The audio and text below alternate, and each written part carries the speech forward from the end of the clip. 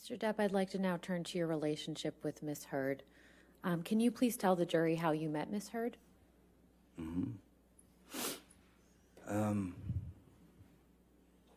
2000,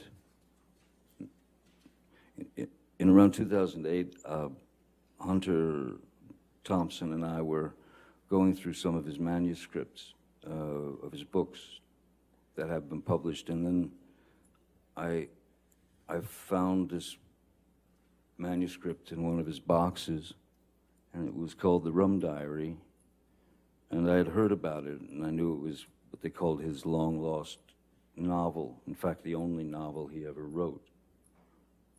And I showed it to him, and Hunter was shocked. Oh my God, that's where it is, you know.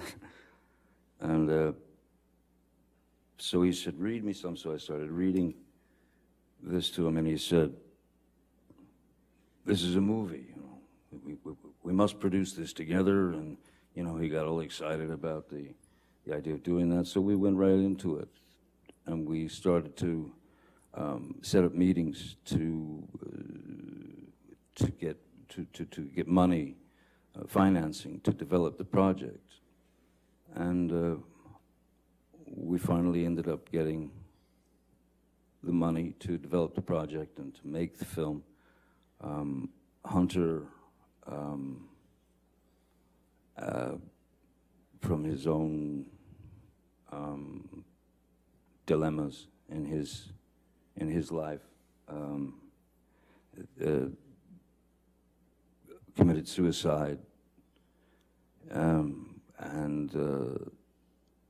but I, having had long talks with him, I knew every angle of the book, but I knew every angle of the film that he wanted, which was going to be a bit different than the book. And Bruce Robinson, who was a great writer-director, directed a film called With Nail and I and How to Get Ahead in Advertising, was the one director that Hunter and I talked about. And so I went to Bruce, who was a friend of mine, and I ripped him out of retirement because he never wanted to direct another film again. I pulled him out of retirement after 27 years, and he agreed to write the screenplay and direct the film.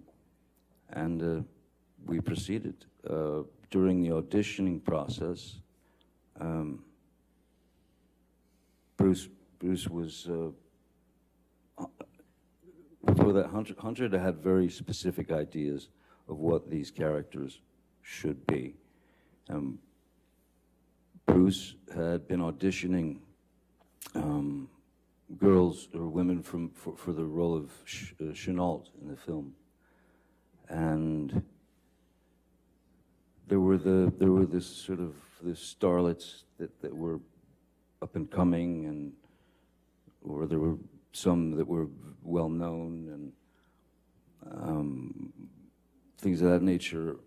But you know, one of the things that Hunter was very against was stunt casting. That is to say, put a bunch of very famous people in a movie and we'll let them go, and then hope for the money in the end.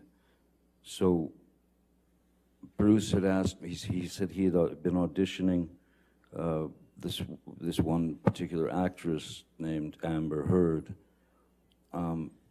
He said that he'd auditioned her 5 times, and he was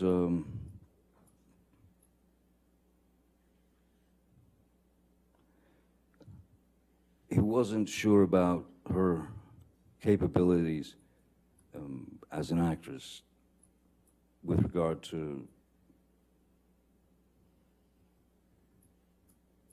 the film and the character and taking direction and that sort of thing. So he asked me if I would read with her for the film, and I had already met a number of actresses and things, and so what I said to Mr. Robinson is, I said, Bruce, I don't.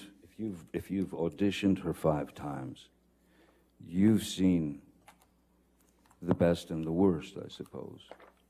So me putting her, this girl in an uncomfortable situation, you know, saying, "Hey, all right, let's read this," I think it's a far better idea that we just meet so that I can see how she behaves, see how she reacts, because that's really all it is, reaction, behavior, and you don't have to push anything else, you know. So they made an appointment. She came to my office. I took one look at her and I thought, yep, that's the Chenault that Hunter wants. That's the one.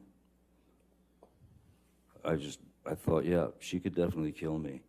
That's what Hunter wants.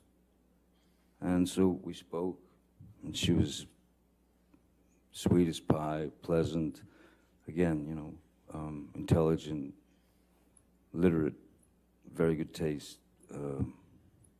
And I felt like what I felt and what I told Bruce was, look, when you put someone in a situation that they're obviously going to feel under pressure, it's not the best way to really know what they're capable of.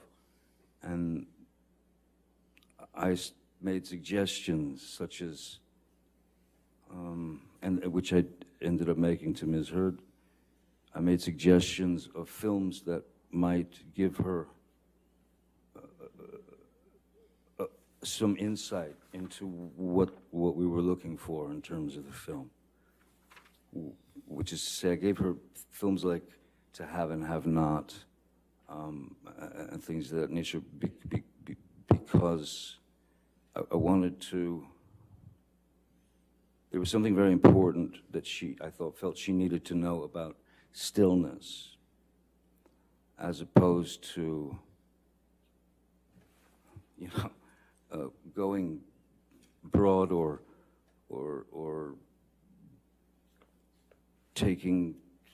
acting a little too much. So I felt like I could be a bit of a traffic cop in that sense, so that, because if we could connect, then it could work, as long as there was truth in her eyes, and as long as there was truth coming out of her dialogue, you know, then it's all in the editing. So I felt that I could help her with that idea of stillness, and so that's when I first met Ms. Heard.